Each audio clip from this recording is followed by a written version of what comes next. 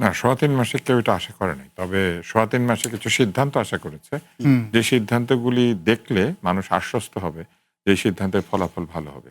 যেমন ধরেন আমরা ভিটামিন এ খাওয়াই না? হুম। এটা খাওয়ানোর পরে বাবা-মা আশ্বস্ত হয় যে তার বাচ্চার রাতকানা হবে না। ওকে।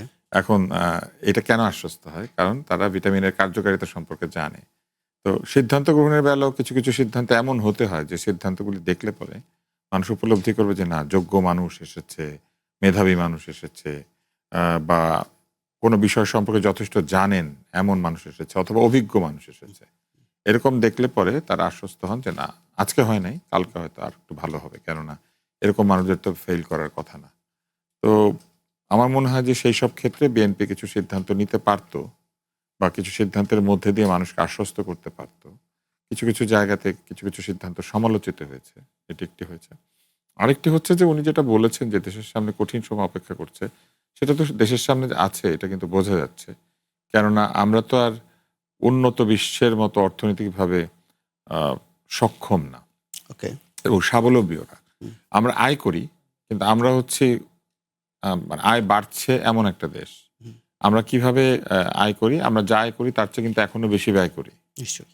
এবং আমাদের আমদানি নির্ভর অর্থনীতি। আমাদেরকে অধিকাংশ জিনিস আমদানি করতে হয়। হুম। বিশ্বব্যাপী যে যুদ্ধ পরিস্থিতি এবং সামনের দিকে এই যুদ্ধের যে কোনো অবসানের লক্ষণ দেখা যাচ্ছে না এবং সারা পৃথিবীতে অস্ত্র বিক্রি বাড়ছে।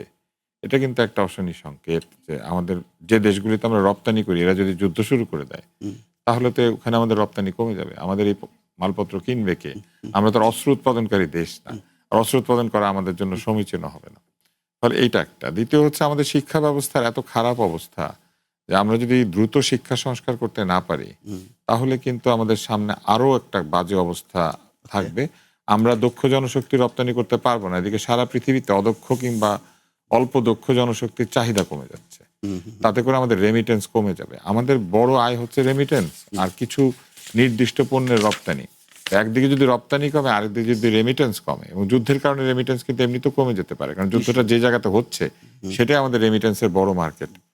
এই সব কারণে তিনি আসলে আমাদেরকে সতর্ক করেছেন। আর মূলত আমার মনে হচ্ছে যে তার দলের লোকদেরকে বেশি সতর্ক হুম। করেছেন। এই কথা বলার চেষ্টা করেছেন হুম। যে যদি আ কোনো ভুল তারা এখন করেন তাহলে নিজেদের সময়টা হয়তো পার করে দিতে পারবেন। হুম, হুম, বিশেষ করে যাদের বয়স একটু বেশি।